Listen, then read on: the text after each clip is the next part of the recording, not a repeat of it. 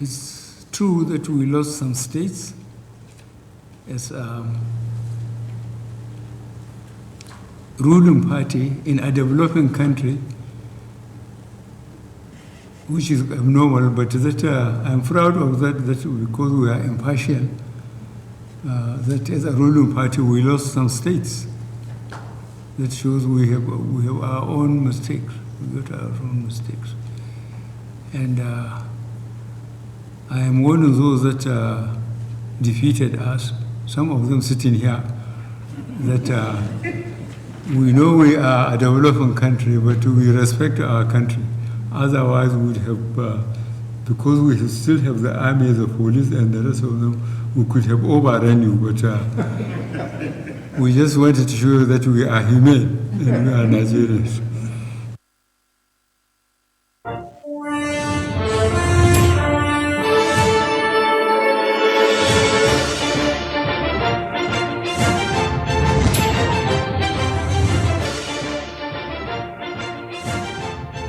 Thank you so much, everyone, for staying with us. We turn our attention to the matter of national security. It does look like there's been a lot of criticism coming from the National Assembly on the security chiefs. We've seen a series of meetings by the president with governors and the service chiefs. Tonight, let's ask some questions on the way forward, analyzing Buhari's promises and interventions on national security. I'm now being joined by the special advisor to the defense minister on technical issues and the former director of military intelligence, Major General Ahmed Jibrin. He joins us from our Abuja studio. Indeed, many thanks for joining us tonight. Let's begin by asking you, it does look that there is a lot of loss of hope and loss of trust in the service chiefs, and therefore some National Assembly members are calling for the sack of the service chiefs. As it remains right now, it does look like it's the prerogative of the president. But why do you think that there is that criticism and the call for the sack of the service chiefs? Well, everybody has his own opinion on what is happening in the country. But the issue of the service chiefs is being seriously overflogged. We are missing the point. What is important is not for us to focus on who is which service chief. What we should focus is what is happening in the operations that these service chiefs are supervising. I think that's what should bother Nigerians, not who is the service chief. Why are we so particular about these people have to be removed and some people have to come and take over? We are having an operation at hand in various parts of the country, and the operations are going on. People want quick result. People forget so easily. The situation Nigeria was in some years back, let's say at the beginning of this regime, we have forgotten the fact that we lost 17 of our local governments where Boko Haram hoisted their flags and sacked local authorities and are presiding over affairs there for a long time, until these same service chiefs that have been vilified came forth and put in the best they could to ensure that all these Boko Haram that were occupying these areas were pushed behind, and we regained all our 17 local governments and things were okay. We have also forgotten the fact that in the north, people find it difficult to go to the mosque to pray, especially in the morning, because of fear of one attack of Boko Haram or the other. We have also forgotten completely that we are only waiting to hear which is the next town that Boko Haram will attack. It was all over the northeast. They spread to Kano, to Kaduna, to Abuja, and to suburbs of Abuja like Suleja, and so on. There was fear everywhere. People were afraid to even enter shopping malls, afraid whether Boko Haram will attack. There are also cases of these suicide bombers sneaking into crowds, sneaking into markets, sneaking into motor parks, and everywhere they could see people unaware to cause havoc. We have forgotten all that.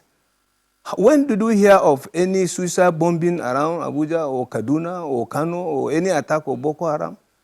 Unless we are able to sit down and be very realistic and realize that it's not the person that is occupying that office, so to say.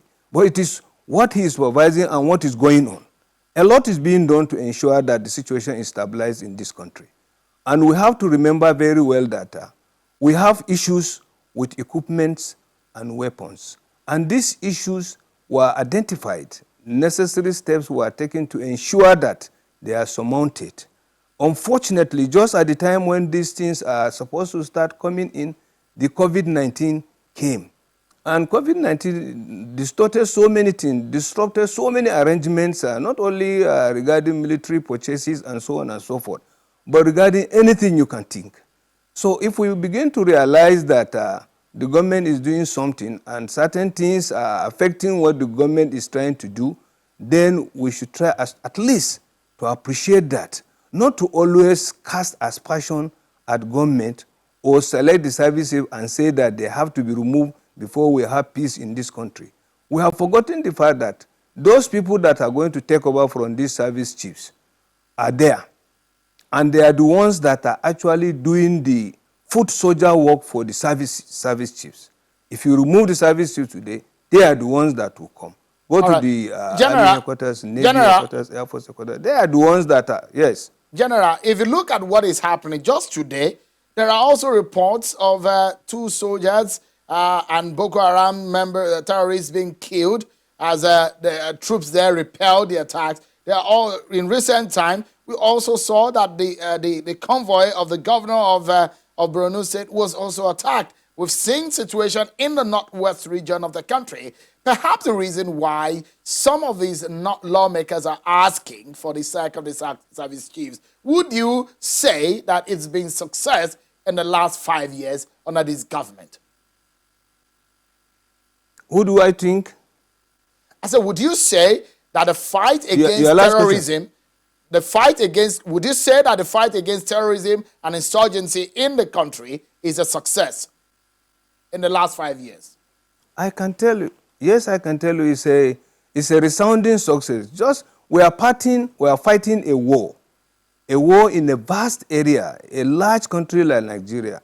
There are battlegrounds almost everywhere, and the soldiers are everywhere. The soldiers are even to some extent overstretched, doing practically police work to ensure that this country remain safe.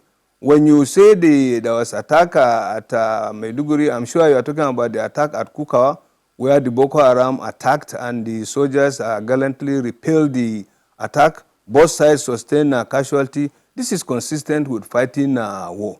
And there is no how you can remove this kind of situation in a war. The aim of the Nigerian armed forces is to win the war. You are most likely going to lose battles. If you trace the history during the Second World War, during the Vietnamese War, and recent wars, you lose so many battles. But what is important is at the end, you win the war. And we are on the path of winning the war. How close are we, General? Is making effort. General, how close are we to winning the war? It's 5 years now under President Muhammadu Buhari, and a lot of Nigerians are wondering, when is the gun going to be silenced totally from that region of the country and us having a total peace? I can tell you that it's going to be soon.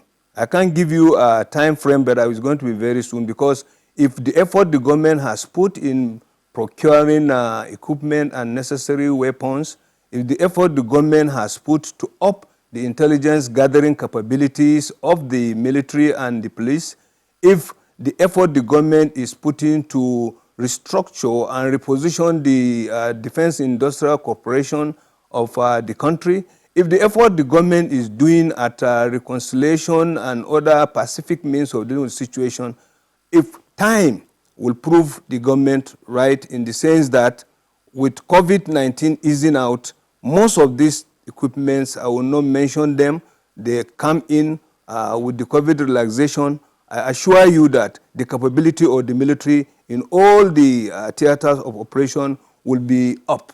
And you will see changes. Let's conclude this conversation, General. You will see changes. Let's conclude the conversation in 30 seconds, General. if the president met with service chiefs with some of the recent attacks we've seen, especially in the northwestern region of the country, and we are hearing that some of these insurgents are the ones who are engaged in banditry, if some of those incidents led to the president saying that the architecture, the security architecture, needs to be rejigged, it does look like it's different from the narrative that you have painted tonight as a success. So what are we rejigging if you say it's been a success? Just in 30 seconds, if you may answer that.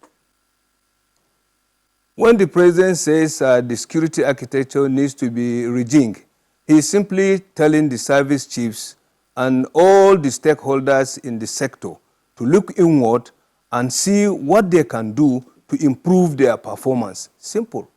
Rejigging means to up the performance. And there is some reform effort from the Ministry of Defense that is coming very soon.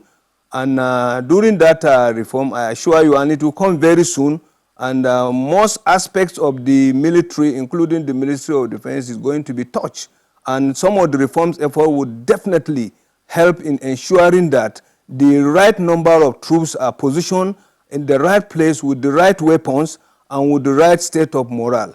And that time, I assure you, is very close around the corner, and things will change by the time all those things come in place. But definitely, President may not be satisfied because there are a lot of things going on. People are dying, and then a lot of people are being kidnapped and so on. But all these things are consistent with the situation we find ourselves. We as citizens also, we have our contribution to make.